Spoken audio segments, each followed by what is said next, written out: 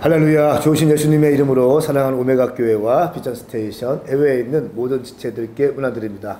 오늘 우리에게 주신 말씀은 잠언 28장 말씀입니다.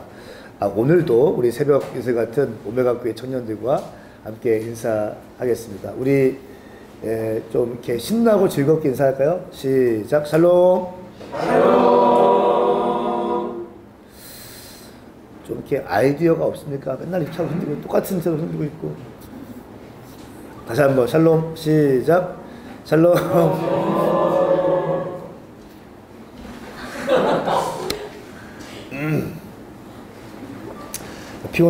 피곤할 때는 만세가 귀찮을 때가 있어요. 지금 제가 만세가 귀찮을 때인데 그래도 마음을 모아서 하루에 한 장씩 말씀을 보는 것, 또 조금 피곤하다고 해서 건너뛰고 멈추고 하는 것이 아니라 지속적으로 피곤하지만 또 지치지만 또 분주하지만 때로는 몸이 아프지만 하루에 한 장씩 말씀을 붙드는 것만큼 위대한 것이 없다고 저는 믿습니다. 오늘 우리 이 말씀, 하루에 한 장 말씀 앞에 머물고 말씀을 붙드는 모든 분들 가운데 하나님의 크신 위로하심과 또 지혜와 계시의 영이 임할 것을 믿습니다. 오늘 잠언 28장 말씀인데요. 1절 말씀 보시면 악인은 누가 따라오지 않아도 도망치지만 의인은 사자처럼 당당하다 말씀하고 있습니다. 담대함의 근원이 어디서 오는가를 말씀하고 있습니다. 담대함의 근원은 하나님 앞에서 거리낌이 없는 양심의 떳떳함으로 시작됩니다. 그러니까 두려움이 있다는 것은 내 안에 죄가 있다는 증거입니다.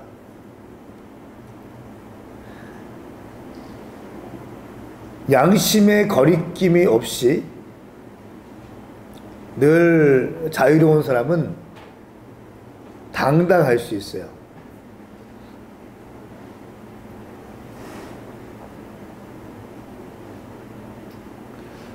왜냐하면 하나님이 그 사람을 기뻐하시는 걸 자기가 느껴. 또 마귀가 나를 이길 수 없다는 것을 또 느껴.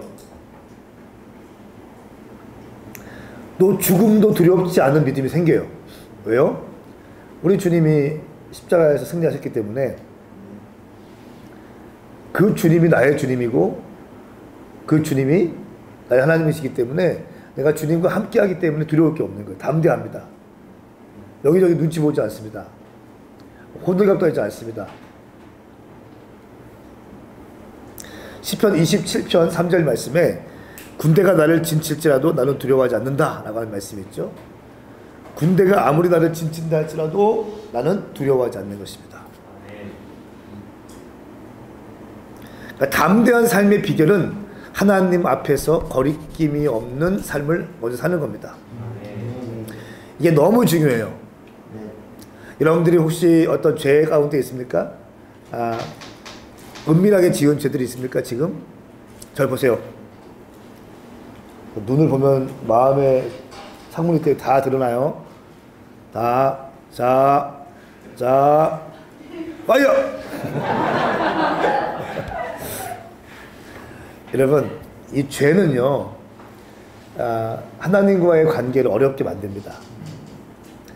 죄의 달콤함에 우리가 취해 있으면 죄를 지을 때는 대부분 육체적인 쾌락과 정욕과 뭐 이런 거에 우리가 마음을 빼앗기고 흘러가지만 그 죄를 지은 다음에 엄청난 대가 지불을 하셔야 돼요. 하나님과의 관계가 깨어지고 교제가 끊어지는 것은 정말 어려운 거예요. 그러니까 그렇기 때문에 교회에서 있어도 마음이 힘들고 사역을 해도 좀 뭔가 좀 불편하고 말씀을 들을 때 말씀은 무슨 말인지 알겠는데 늘 나를 향해서 목사님이 저격서기하는 것 같고 그래요 안 해요? 그러니까 힘들고 이게 반복되는 반복. 근데 죄를 끊으면 은밀한 죄를 끊으면 굉장한 자유가 있습니다. 오늘 여러분 가운데 정말 이 은혜가 있게 축복합니다. 아멘. 거리낌이 없으면 자유할 수 있어요. 뭐 누구 앞에서도 자유할 수 있습니다. 거리낌이 없기 때문에. 세상에 그 어떤 사람이 있어도 자유합니다. 자, 2절 말씀에 나라의 번영이 일어나면 통치자가 자주 바뀌지만 통찰력과 지식이 있는 사람이 다스리면 나라는 오래간다 말씀하고 있습니다. 통찰력과 지식이 있는 사람이 리더십이 돼야 돼요. 왕이 율법을 떠났을 때 통찰력과 지식을 떠나죠. 그랬을 때 이 백성들이 이제 일어나서 왕을 끌어내립니다. 그러면 그때 국가 간에 엄청난 분열이 일어나죠. 지금 대한민국이 그런 상태 아닙니까?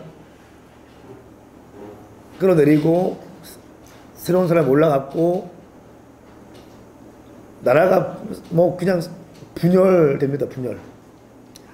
지금과 같이 이 대한민국이 분열된 적이 있습니까?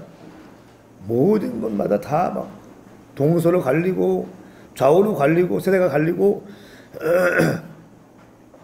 큰 혼란 가운데 만나는 거예요. 여호와를 두려워하는 자, 여호와를 두려워하는 것에서 통찰력이 시작되고요. 여호와를 두려워하는 것에서 참된 지식이 시작됩니다. 자, 3절 말씀. 가난한 사람을 억압하는 가난한 사람은 먹을 것을 하나도 남기지 않는 폭우와 같다. 자, 보세요. 가난한 사람을 억압하는 가난한 사람. 자기도 가난했어요. 근데 가난한 사람들 억압해. 가장 잔인한 자가 가난한 사람을 억압하는 사람이에요. 가난과 고난 끝에 권세를 얻은 자들, 아니면 가난한 사람들의 무리 가운데서도 조금 힘이 있는 사람, 그런 사람 있죠.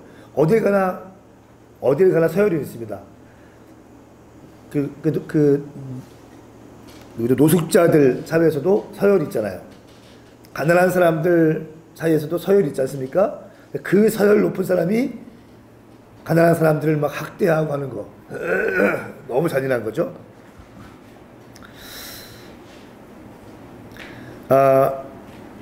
개구리가 올챙이 떼를 기억 못한다라는 말씀이 있습니다. 말씀이 아니죠. 그냥 그 교훈이 있습니다. 잘 기억하셔야 돼요. 우리의 삶을 기억하셔야 되고요. 우리가 어떤 사람이었는지 기억하는 게 굉장히 중요합니다. 그러니까 시어머니에 대해서 상처가 있던 며느리가 자기 아들이 결혼해가지고 며느리 될 거면 그렇게 또 막 들들 볶잖아요. 예, 이런 거에 대해서 우리가 좀 문제의식을 갖고 있어야 됩니다. 6절 말씀. 가난해도 올바르게 사는 사람이 추악하게 사는 부자보다 낫다. 이 말씀 믿습니까? 아멘. 정말 믿습니까? 아멘. 여러분, 부자가 되는 것과 바르게 사는 것, 어떤 걸 택하시겠어요? 네? 부자가 되는 것과 바르게 사는 것, 뭘 택하시겠어요? 솔직히 100억을 갖고 있는 부자, 아유, 인생 한 방이지 뭐, 제라야, 100억 달린 집에 딱 사는 것과 바르게 사는 것.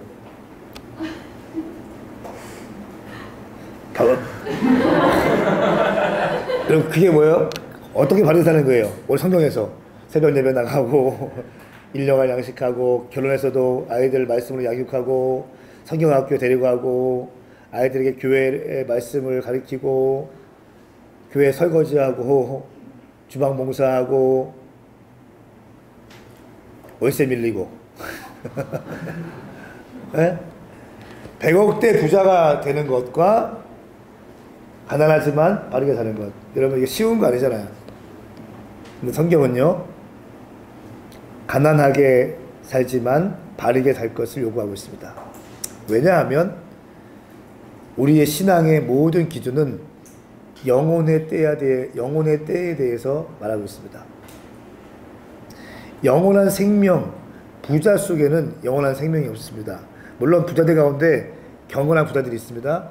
그런 사람들을 제외하고 대부분의 부자들은요, 내 마음대로 살고 내 마음대로 뭐 허비하고 돈이 얼마나 중요한지 알기 때문에 착각에 빠져 있습니다. 늘 돈이면 다 된다고 믿습니다. 이런 허탄한 부자들 삶을 사는 것보다 바르게 사는 것, 가난해도 올바르게 사는 사람이 추악하게 사는 부자보다 낫다.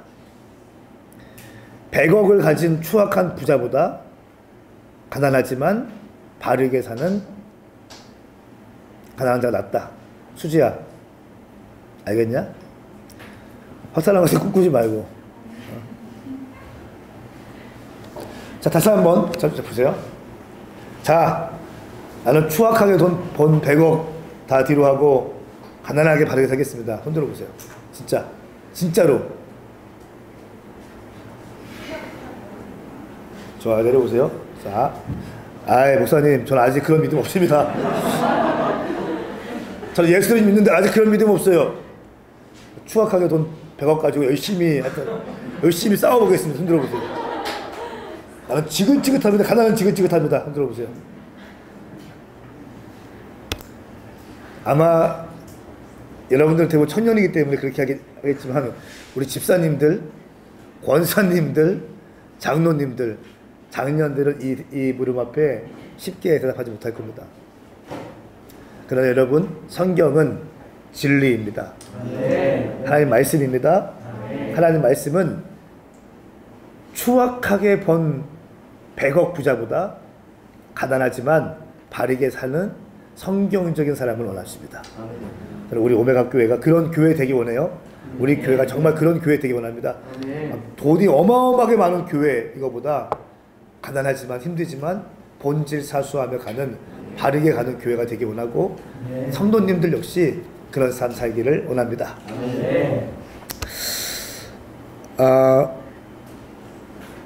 자, 8절 말씀 나옵니다. 7절 말씀 나오네요. 율법을 지키는 사람은 지혜로운 아들이다. 방탕한 사람들과 사귀는 사람들은 그 아버지를 망신시킨다. 그러니까 지혜로운 아들은 하나님과의 관계가 바릅니다. 사람과의 관계도 바릅니다. 어리석은 아들은 하나님과의 관계가 바르지 않죠. 사람과의 관계도 바르지 않습니다. 부모는 훌륭한데 자녀가 엉망인 경우 있어요, 없어요? 많습니다. 그 자녀의 행실 때문에 부모가 욕먹는 경우가 많이 있다는 거예요. 8절 말씀에 높은 이자로 자기 재산을 늘리는 것은 결국 가난한 사람, 불쌍히 여김 받을 사람을 위해 모으는 셈이 된다 말씀하고 있습니다. 부당하게 재산을 늘리는 것에 대해서 경고하고 있습니다. 가령 대출업자 또 뭡니까? 높은 이자를 받고 그 뭐라 하죠? 돈을 빌려주고 사채하고 뭐 이런 거 있지 않습니까? 이런 거 좋은 거 아닙니다. 너 주식 해가지고 뭐 막. 자, 9절 말씀. 율법을 듣지 않고 귀를 돌리는 사람은 그 기도조차 가증스럽다. 자, 굉장히 중요한 말씀이요. 율법을 듣지 않고 귀를 돌리는 사람은 그 기도조차 가증스럽다. 이 말씀은요, 하나님을 믿는 사람들에 대한 메시지예요. 율법을 듣지 않고 귀를 돌리는 사람이 있다는 거예요. 말씀이 부담스러우니까 성적인 문제 똑바로 살아가. 동성애 죄야. 혼전 성관계 죄야. 그렇죠? 또 뭐가 있습니까? 네 마음대로 말하는 건 죄야. 명품백 청년회 때 막 사드리는 거 그거 죄 아닙니까? 죄입니다. 저는 명품백에 대해서 제가 뭐 히스테리가 있는 게 아니라 열심히 자기가 돈 벌어서 저는 그렇게 생각해요.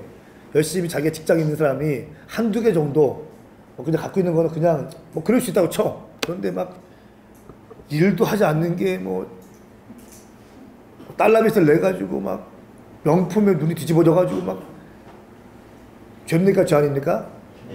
분명한 죄입니다. 착각하지 죄예요. 그러니까 열심히 자기가 돈도 벌고 이러는 사람이 또 하나님께 선한 일도 하고 뭐 이런 사람이 자기가 좋아하는 명품 가방 한두 개 정도 사는 거는 그런 것까지 누가 뭐라고 하겠습니까? 그런데 교회 섬기고 주님의 일 섬기는 거에서 그렇게 인색하는데 명품백을 막 사드리고 막 이거 죄라는 거예요, 죄. 자, 율법을 듣지 않고 귀를 돌리는 사람은 그 기도조차 가증스럽다. 한마디로 말하면 기도하지 말라는 거예요. 말씀을 듣지 않고 하는 기도는 자기의 정욕을 위한 기도이고요, 자기 욕심을 채우기 위한 기도일 경우가 대부분입니다.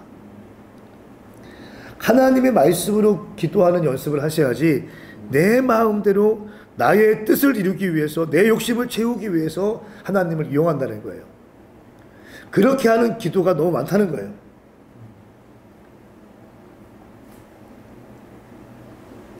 이것이 기복신앙이죠. 말씀으로 기도하라. 그러니까 제가 요즘에 느끼는 건요, 기도가 참 중요한데 가장 먼저는 말씀이에요. 말씀이 탄탄히 세워지지 않으면 기도의 방향성이 결국은 기복주의고 결국은 내중심적이고 그거예요. 근데 말씀이 탄탄히 세워지면 기도의 핵심 내용이 선교고 하나님 나라고 교회의 부흥이고 영혼 구원이고. 할렐루야. 아멘. 명백합니다. 말씀을 보셔야 돼요. 말씀을 보셔야 돼요. 막 기도 뜨겁게 하는 사람 가운데 말씀을 모르는 사람이 얼마나 많아요. 그 기도 내용을 가만히 들어보면 다 자기 얘기야. 자기 연민. 그렇죠? 우리는 말씀을 심령 가운데 새겨야 되고 말씀을 붙들고 기도하시기 축복합니다. 자, 10절 말씀. 의인을 악한 길로 가게 하는 사람은 자기 구덩이에 자기가 빠지지만 정직한 사람은 복을 받게 된다 말씀하고 있습니다.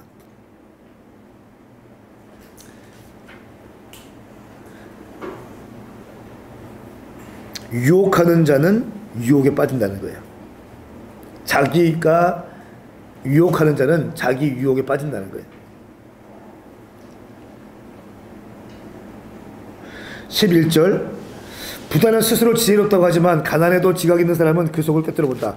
자, 무슨 말입니까? 부자는 돈이 힘이 있어서 돈의 함정에 빠져서 돈이면 다 된다고 믿고 있습니다. 그런데 이것은 어리석은 것이다. 12절 말씀에 의인이 기뻐할 일이 생기면 큰 영광이 있지만 악인이 일어나면 사람들은 숨는다 말씀하고 있어요.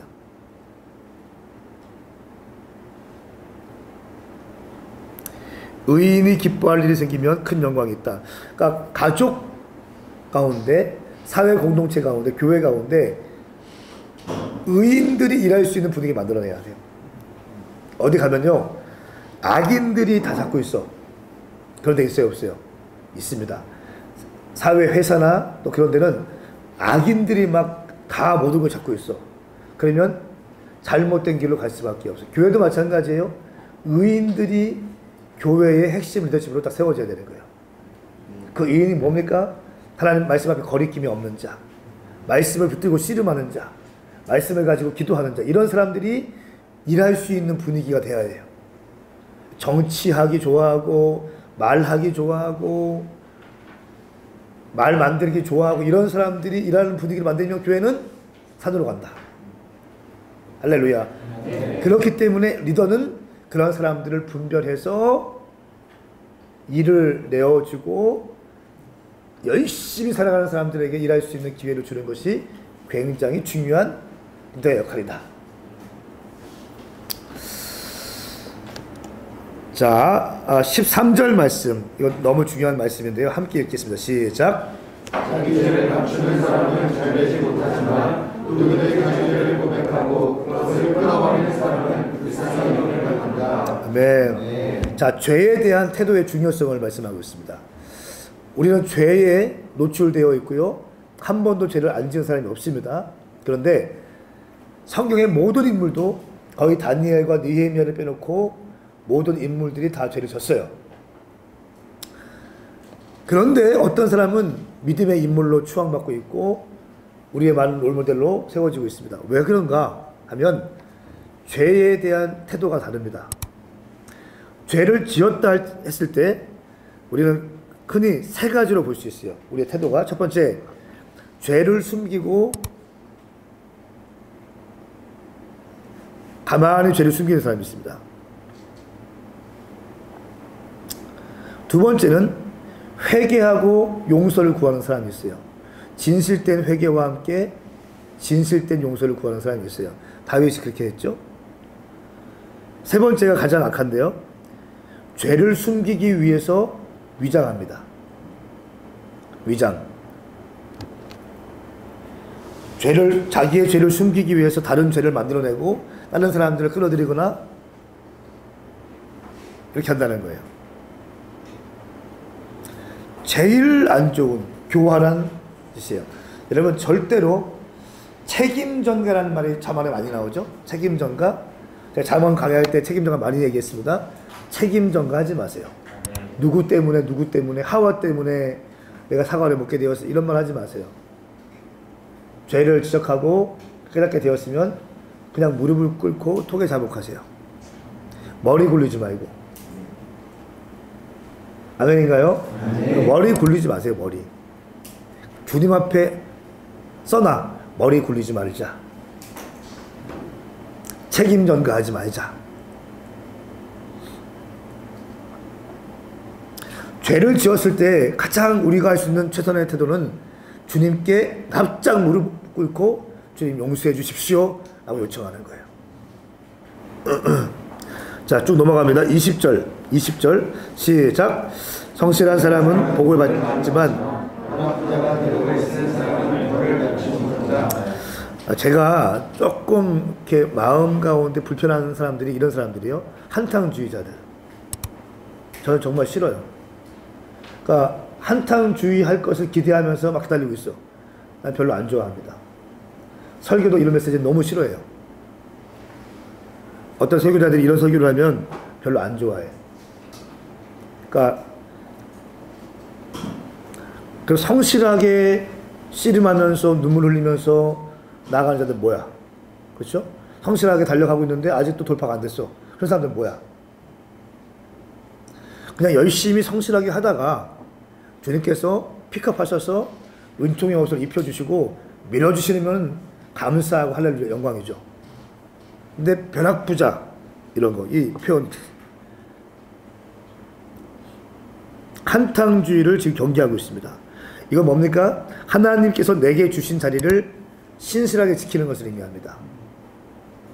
가정과 기업과 교회에서 맡겨진 일들을 성실하게 감당하면서 가는 자들이에요.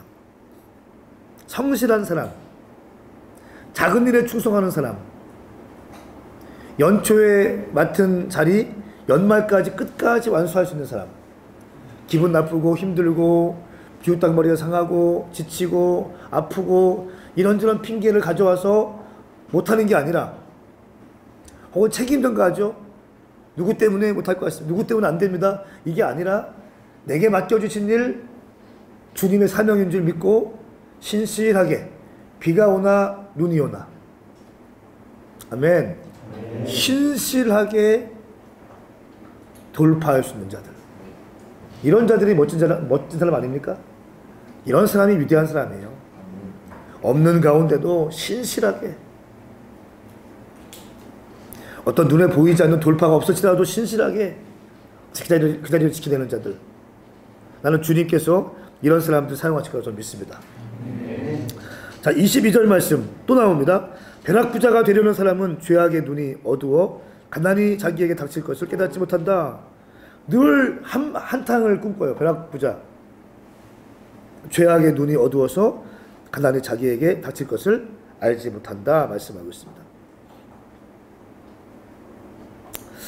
자, 또 중요한 말씀이 있습니다. 청년들 너무 중요해야 될 말씀.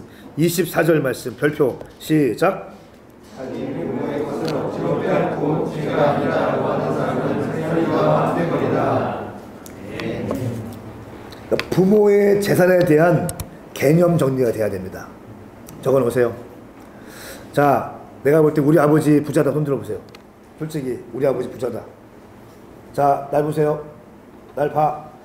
우리 아버지 부자입니다. 없어? 없어? 미소 아버지 부자 아니야? 유명한 맛집이잖아. 자, 없습니까 부자? 솔직히 없어? 어떻게 다 이렇게 겸손한 사람들만 우리에게 오는지? 자기 부모의 것을 억지로 빼앗고 죄가 아니다 라고 하는 사람은 살인자와 한패거리다, 살인과 같은 것이다 라고 말합니다. 자, 왜냐하면 설명해 드릴게요. 인생에서 중요한 것이 개념이 정확하게 서는 겁니다. 특별히 돈에 대한 개념이 중요한데요, 부모님 것과 내 것은 구분돼야 돼요. 성태야, 무남 동녀 아니구나, 독자, 야, 독자야 독자. 성태, 아버지 거 다 너한테 오겠네? 이것을 당연하게 받아들이면 나쁜 놈이야. 절대 그렇지 않습니다. 착각하지 마세요. 아버지께 당연히 내 거라고 생각하지 마세요. 아버지 거는 아버지 거야. 적어 놓으세요. 성태야, 아버지 거는 아버지 거다 적어놔.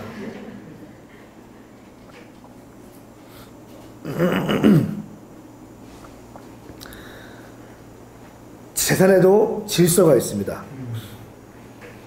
부모의 것이 당연히 내 것이 되겠다 착각하지 마십시오. 그런 생각을 뜯어 고쳐야 됩니다. 아버지가 돌아가시면 아버지가 살고 있는 집 내 거 되겠지? 이런 생각을 하고 사는 사람이 있습니까? 때려잡아야 돼요. 청년의 때부터 벌써 아버지 아파트를 바라보고 있고, 아버지 집을 바라보고 있고, 아버지 회사를 바라보고 있고 살아간다? 정신머리가 썩은 자들이에요. 청년의 때는 성실하게 열심히 개척하고 뚫어내고 막 바닥부터 치고 나가고 해야 될 때예요. 할렐루야. 네. 그런 생각을 하지 말라는, 그런 생각을. 그러니까 열심히 아버지의 가업을 섬기다가 일하다가 아버지가 주시면 너무 감사한 거고, 그렇죠? 아니면 아닌 거고. 이건 내 거 아니었어. 이건 아버지 거였어 원래. 세습도 마찬가지예요. 젊은 목사들 가운데 우리 교회는 뭐 아버지가 목사님이시니까 나한테 물려주겠지, 신학생들. 아니, 교회가 사기업이야? 있을 수가 없는 거죠. 그런 생각을 하고 있다는 자체가 벌써 안 되는 겁니다. 그 재산에 대한 정확한 질서가 필요하다. 부모님 것이 당연히 내 것은 아니다. 그러니까 선십에서 말씀하고 있는 아들됨의 특권과 아들됨의 자유와 이런 것은 지금 이 메시지와 거리가 좀 있는 겁니다. 선십, 상속자로서 내가 누리고 하는 것은 맞지만 나의 정신이, 나의 마음이 아버지 것이 당연히 내 것이 된다고 생각해서 내가 무의도식하고 게을르고 이런 것은 아니라는 거예요. 정확한 개념 정리가 있기를 축복합니다.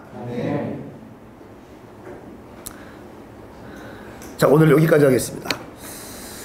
여러분, 오늘 말씀이 여러분에게 도움 되셨습니까? 이 말씀이 여러분에게 도움 되셨다면 좋아요와 구독을 꼭 눌러주시고요. 또 이 말씀이 필요한 사람들에게 공유해 주시면 대단히 감사하겠습니다. 하루에 한 장씩 말씀을 묵상하고 말씀을 읽는 것, 설교가 아니라 말씀 자체에 들어가서 말씀을 묵상하는 것, 굉장히 큰 능력이 있습니다. 여러분 가운데 말씀의 능력이 당신의 삶을 지배하기를 예수님의 이름으로 축복합니다. 기도하겠습니다. 거룩하신 주님, 오늘 이 말씀이 모든 심령들 가운데 심겨지게 하여 주시옵소서. 감사드리며 예수님의 이름으로 기도하옵나이다. 아멘. 여러분, 오늘도 주님 안에서 승리하십시오. 우리 함께 인사합시다. 샬롬. 샬롬. 저는 먼저 1절 말씀에 악인은 누가 따라오지 않아도 도망치지만 의인은 사자처럼 당당하다, 이 말씀을 보면서 정말 뭔가 나의 삶에 있어서, 내가 살아가는 시간들에 있어서 사람들 앞에서도 당당하고 하나님 앞에서도 거리낌 없는 삶을 살아야겠다, 좀 이런 마음들이 들었고요. 2절에 이제 나라의 반역이 일어나면 통치자가 자주 바뀌지만 통찰력과 지식이 있는 사람이 다스리면 그 나라는 오래 간다. 이거를 보면서 좀 나라의 지도자들을 향해서 이런 부분들을 가지고 좀 기도를 해야겠다. 통찰력과 지식이 있는 사람들이 나라의 리더로 일어나게 해달라는 기도를 해야겠고, 좀 이게 좀 공동체 리더가 가져야 할 좀 참된 리더의 덕목인 것 같아요. 그래서 뭔가 통찰력과 지식으로 나의 삶을 채우고 지식이 있고 지혜가 있고 앞으로 나아갈 수 있는 그런 방향성을 보는 통찰력을 가지고 또 동역자들과 옆에 사람들을 돌아볼 수 있는 그런 눈이 있어야겠다, 이런 마음들이 들었고요. 13절, 14절에 이제 자기 죄를 감추는 사람은 잘 되지 못하지만 누구든 자기 죄를 고백하고 그것을 끊어버리는 사람은 불쌍히 여김을 받는다. 여호와를 항상 경외하는 사람은 복을 받지만 마음이 완고한 사람은 고난에 빠진다. 이 말씀을 보면서 이게 제가 예전에 이제 보면서 이렇게 밑줄을 쳐놨더라고요. 되게 죄 지었을 때 이렇게 묵상했던 말씀이었던 것 같은데, 이거를 돌아보면서 예전에 하나님 이렇게 처음 만나고 그랬을 때는 뭔가 하나님께서 기뻐하지 않으신다고 느껴지는 작은 것들도 막 너무 예민하고 그게 너무 힘들고 그것 때문에 하나님 앞에 더 열심히 무릎 꿇고 그랬던 시간들이 있었는데, 지금의 저의 모습이 약간 그런 일들도 그냥 이렇게 가볍게 넘기려고 하는 이렇게 조금 변화된 모습들이 조금 있는 것 같아요. 그래서 좀 더 작은 것들이라도 하나님 앞에 정돈되기 위해 애쓰고 하나님께서 기뻐하시지 않는 것들이라면 다 끊어버리고 하나님 앞에 무릎 꿇는 법을 다시 배우고 훈련해야겠다, 좀 이런 마음들이 들었고요.